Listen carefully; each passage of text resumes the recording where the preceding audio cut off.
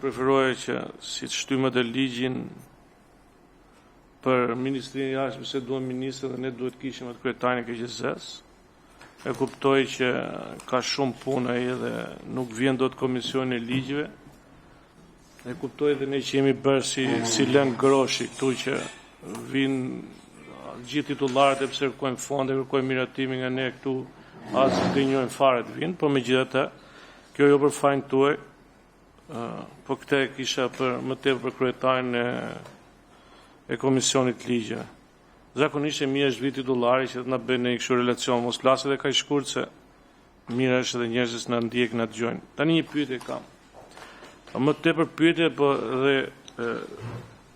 dhe kontestim, po më tepër pyetje. Ore, këta punojës të rinj që do vinë, duhet domosdoshmërisht të jenë antar të Partisë Socialiste, apo ka hapësira edhe për të? Më thënë, këta kot pjesë, se kemi parë kontrata 3 mujore të ujësjellësi, të gjithë shahat që kanë bashkit. Jo pastaj hyjnë këta neoprometentët për votat e reja. Tani kjo parashikon vetëm me Partinë Socialiste apo do ruhet kështu në barazim? E di pse e them, nga më lind kjo pyetje, se zakonisht gjatë procesit zgjedhor, sidomos në zgjedhjet e fundit, vërejta me shumë keqardhje, po që çuditërisht, gjithë ata që ngisnin aparatin aty që vinin gishtin, edhe që kishin për detyrë edhe të runin kanë, po që, ora si ka mundësi gjithë ishin Partisë Socialiste freshit lushjes? Më thënë, çuditërisht, më thënë, ore, unë ato 40 apo 50 qendra që pash, ndoshta këta kanë qenë to 100 tjerat, mund të qenë për des, por si ka mundësi në 40 apo 50 qendra që unë i vreta, ishin gjithë freshist. Prandaj dhe lind dhe pyetja, se ju keni bërë kryetime dhe nuk, prandaj thash duhet ishte kryetari këtu, por duke qenë se është kryetarja, mund t'i përgjigjesh dot kësaj pyetje, a do jetë me të njëjtin standard europian, sepse po nuk pati testin e PS-s, normalisht ne nuk shkojmë dot në Europë, a do jetë me të njëjtin standard edhe këto rekrutimet e reja 3 mujore, siç ndodh në ato brigadat ujësjellësit e tjera me radhë? Faleminderit.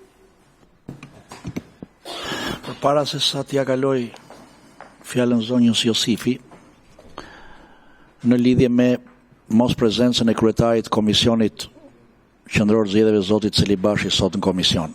Zoti Celibashi na ka informuar që nuk është sot në Shqipëri dhe duke qenë të lutëm, duke qenë se është miratim strukture punojnë si shmeko jo të plot, një veprimtari rutin që për komisionin qendror zgjedhjeve ne e bëjmë pas çdo procesi zgjedhor, sepse lidhet me një proces për të cilën raportoi zonja Josifi, duhet një numër i konsiderueshëm punonjësish me kohë jo të plot 62 veta për ta zgjesuar, për të hapur kutitë e materialeve zgjedhore.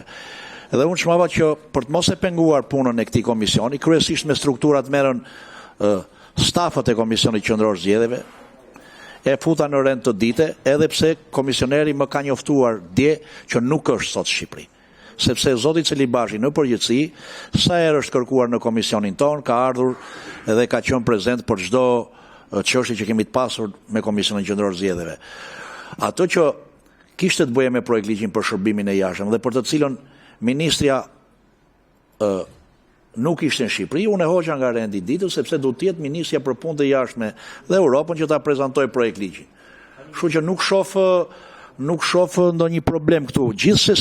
Gjithsesi, nëse zonja Josifi nuk ka përgjigje për pyetjen që u shtroni, ne e dëgjuam zonjën Josifi, pse jo, mund ta shtyjmë vik, kërkoni komisionerin shtetëror për zgjedhje të vi këtu në një dëgjes komisionin e ligjeve, patjetër mo. E thrasim në një dëgjes posaçme zotin Celibashi, të vi dhe të përgjigjet këtu në komisionin e ligjeve për gjitha pyetjet që mund keni ju, po jo për strukturën. Po. Tani, se kjo pjesë për strukturën apo pas strukturën është drejta jonë që ta kërkojmë për çdo lloj ndryshimi. Sepse mos të ishte akt ligjor, s'kishte se vinin këtu, këta e kishin kryer vet.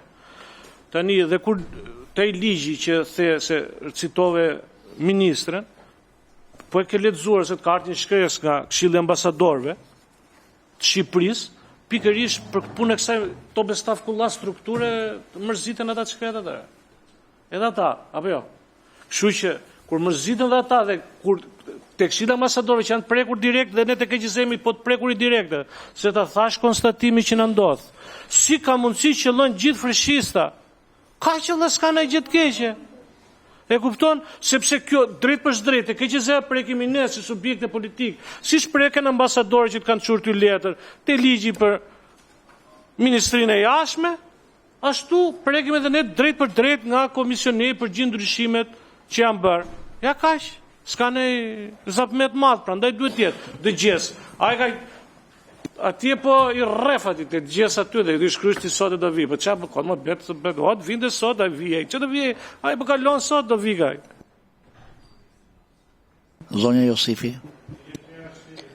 Faleminderit. Atëre, dy proceset për të cilat ne po kërkojmë staf me kohë jo të plot, nuk lidhen në fakt me administrimin e një procesi zgjedhor, ashtu sikundër ishte pyetja. Në fakt është një proces rutin e para i administrimit të dokumentacionit të arkivës, pra të viteve të kaluara, 2006, 2007, 2008, dhe pjesa tjetër për përpunimin e dokumentacionit që gjendet në kutitë e materialeve zgjedhore dhe asgjësimin e fletëve të votimit të dy proceseve që u mbyllën këtë vit. Pra janë dy procese rutin post zgjedhore.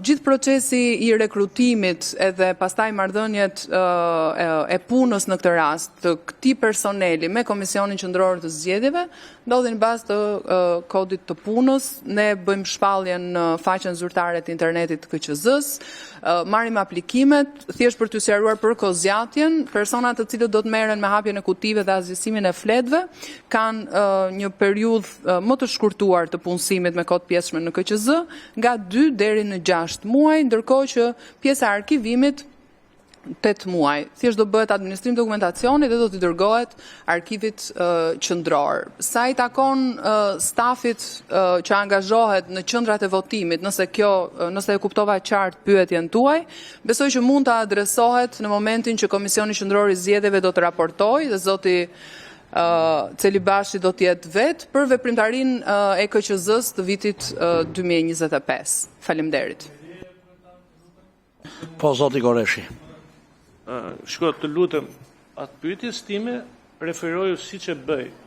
Unë nuk thash që për proces zgjedhor. Thash, këta duhet të jenë antar të Partisë Socialiste për të punësuar.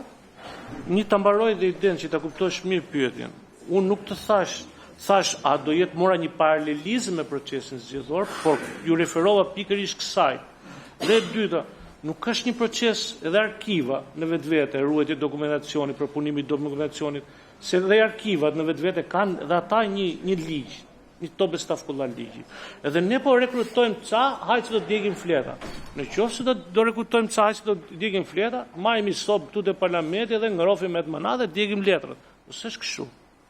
Edhe nuk ju referova proceseve zgjedhore. Thash, Partisë Socialiste duhet të jenë, sepse njerëzit shkretët gjojnë që po hapen vendet lira, po hapen turne pune, po hapen vende, administrata ka vendet lira, shpresojnë, ndërrojnë gjitha që ka marrur që nuk janë aderojt e Partisë Socialiste, po çuditërisht nuk fiton asnjë. Edhe atje ndushë kështu bën vendet e punës hapen, po nuk fiton asnjë. Edhe ai avokati popullit që vajti tani, i hoqi dhe pastruesit e shkreta. I hoqi. Po çuditë, këto është për problemi. Duhet të ketë shtesër, se këtu po presim ne që të hyjnë këta të shkretat punë. Po qëllojnë që të hyjnë gjithë ata të PS-s, ata që i ka premtuar deputeti, ata që i ka premtuar kryetari i partisë, ata delegumit që sillte ajo e delegumi atje.